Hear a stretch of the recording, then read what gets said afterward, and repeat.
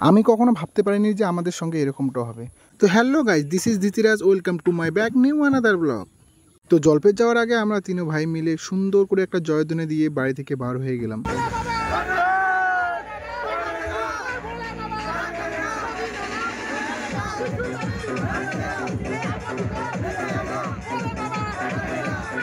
গাড়িতে তেল ছিল না, তাই তেল ভরতে এসেই দেখি এখানে অনেক ভক্ত, তাই সবার সঙ্গে একটু হালকা করে এনজয় করে তারপরে এখান থেকে আমরা সবাই মিলে রওনা দিলাম। জলপেশে এসে দেখি একটা দিদিভাই সুন্দর করে ডন্ডি কেটে এসেই জলপেশে প্রায় পৌঁছে গেছে। তো আমি কথা বলতে চাইলাম কিন্তু কথা বলতে পারলাম না, কারণ এত বৃষ্টি, না ভিডিও করতে পারতেছি না কোনো কিছু। তো যখন আমরা প্রথমে প্রবেশ করেছিলাম তখন চলার মতো সেরকম অবস্থা ছিল না, কিন্তু আমাদের পিছনে এখন দেখি ভাই অনেক হালকা হয়ে গেছে ভক্ত।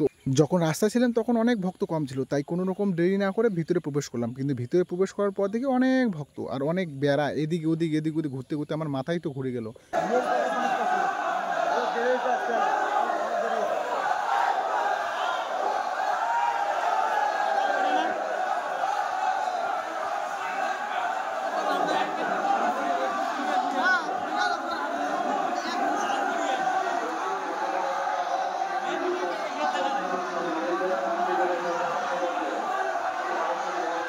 কতটাই না ভালো লেগেছিল এখানে প্রবেশ করার পর, সবার মুখে শুধু bomb bomb bomb bomb bomb.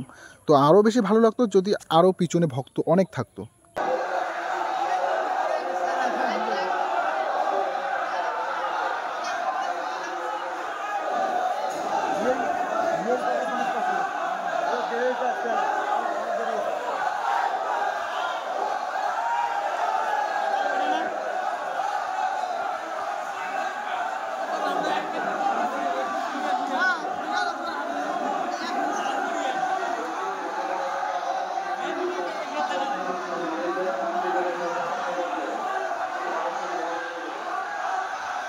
আমরা এত কষ্ট করে লাইনে দাঁড়ায় আছি আর এই ভক্তরা কোথা থেকে এসে সামনে প্রবেশ করতেছে, জানি না কোথায় গেল লাইফ গার্ড, কোথায় গেল পুলিশ। আমাদেরকে যে এতটাই খারাপ লাগতেছে, না পাচ্ছি বলতে, না পাচ্ছি কিছু করতে। ভাই কী করব, শুনতে হবে, দেখতে হবে আর চুপ করে থাকতে হবে।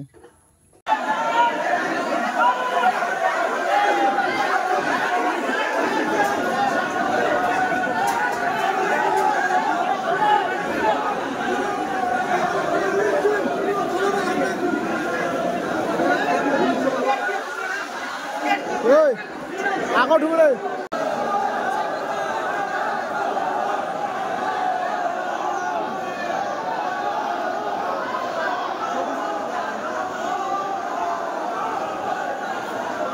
শিরায় শিরায় রক্ত। এখানে যারা আছে সবাই মহাদেবের ভক্ত, তাই কিচ্ছু বলবো না, আপনারা শুধু দেখতে থাকুন আর শেয়ার করতে থাকুন।